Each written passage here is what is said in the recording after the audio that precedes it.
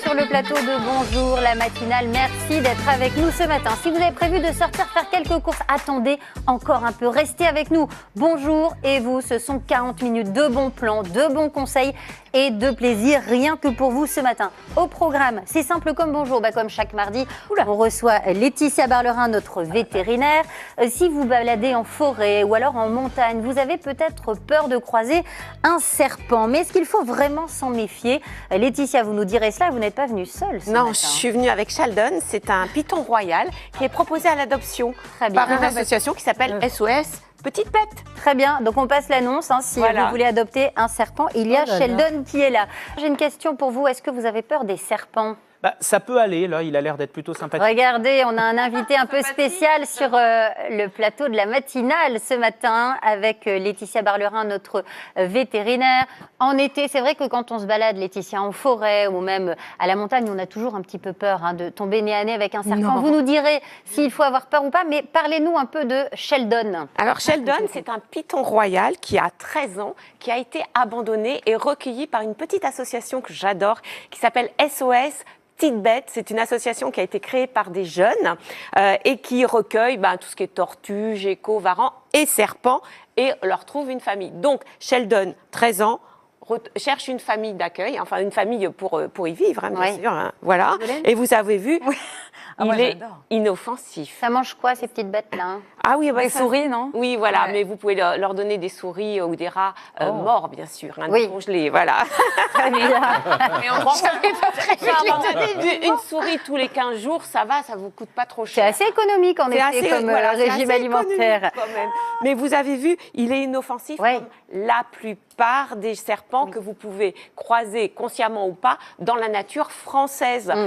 Ces animaux-là ont peur de l'homme, ils n'attaquent pas l'homme, ils le fuient ou ils se cachent. Il y a beaucoup de préjugés et beaucoup de fantasmes aussi autour de ces mal-aimés. Alors c'est vrai qu'on les croise assez rarement, les serpents. Il y a quand même un risque mortel aujourd'hui en France, c'est la vipère. Oui, alors c'est le seul serpent venimeux en France métropolitaine. Alors certes, ça représente quand même un risque pour l'homme ou pour l'animal, tout en sachant que les 10 dernières années, il n'y a eu aucun décès humain lié à une envenimation par un serpent.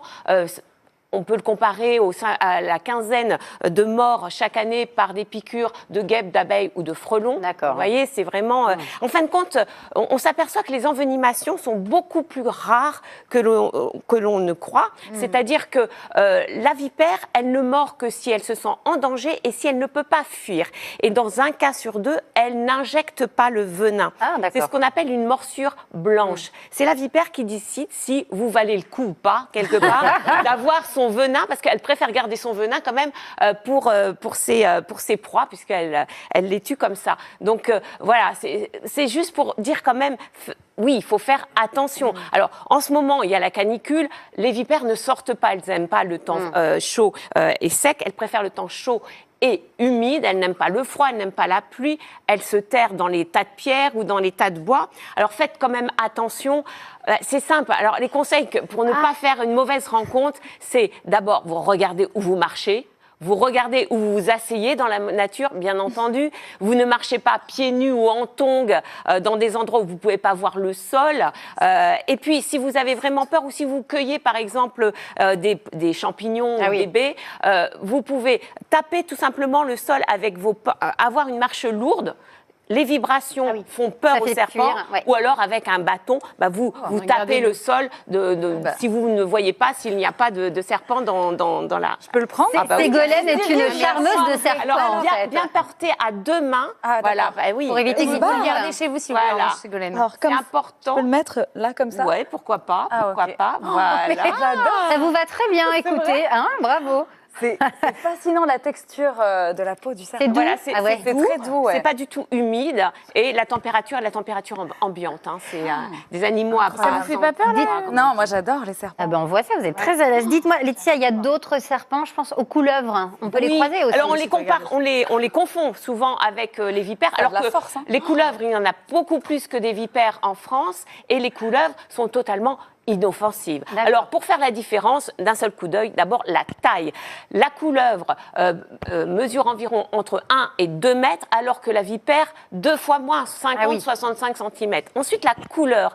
Les couleuvres en France sont vert olive ou jaune-vert, alors que les vipères sont plutôt dans les tons brun gris. Donc, on voit vraiment la différence au soleil. Ensuite, si vous regardez la tête du serpent, alors les couleuvres ont une tête qui est plutôt ovale, un petit peu comme le python, avec un nez arrondi, des pupilles qui sont rondes, alors que la vipère a, elle, une tête triangulaire. Elle a le nez qui est aplati, voire retroussé, et elle a surtout des pupilles qui sont elliptiques, comme les chats, vous savez. Et vous croyez qu'on a le temps de regarder les pupilles quand on croise... Alors, juste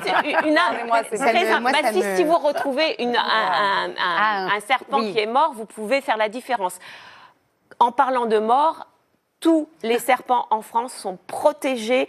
Il est interdit de les détruire, sinon vous risquez 3 ans d'emprisonnement et 150 000 € d'amende. Vous faites bien de le préciser, tout à fait. Et nos animaux là-dedans, les animaux peuvent être mordus aussi. Oui, alors les chiens de chasse qui aiment bien chasser tout ce qui bouge, ou alors les jeunes chats, les jeunes chiens qui vont titiller, on va dire, ces serpents pour s'amuser, sauf que certains peuvent mordre. Donc dans ces cas-là, si votre animal est mordu par une vipère, surtout, il faut le calmer, le porter, parce que le stress ou l'effort favorise la diffusion du venin dans l'organisme. Il faut refroidir la plaie avec une poche de glace, avec des compresses d'eau froide ou avec de l'eau courante très froide pour éviter justement la diffusion du venin.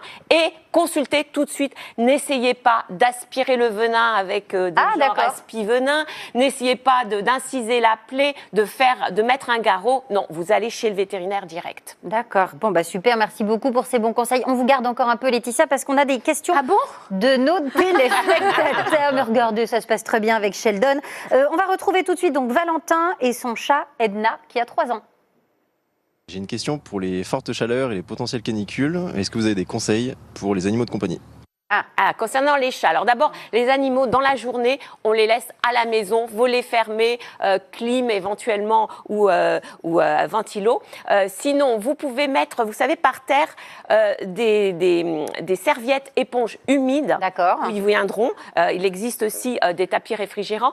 Mon petit truc, c'est de mettre les serviettes humides sur un tankerville, parce que les chiens et les chats vont dessous. Une petite cachette. C'est une petite cachette, c'est un petit îlot rafraîchissant. Vous passez aussi des gants de toilette humides sur le poil du chat ou du chien, et puis donnez-leur à manger plutôt des boîtes que des croquettes, puisque dans les boîtes il y a 70% d'eau, donc ça les abreuve. Très bien. Autre question cette fois-ci, mais de Mathieu. Mathieu, il a un terrier irlandais d'1 an et demi qui s'appelle Margot, et il a une question sur l'alimentation justement. Alors moi j'aimerais savoir quelle est la meilleure alimentation pour ma chienne. Est-ce que ce sont les croquettes ou la pâtée? Parce que franchement, je sais toujours pas.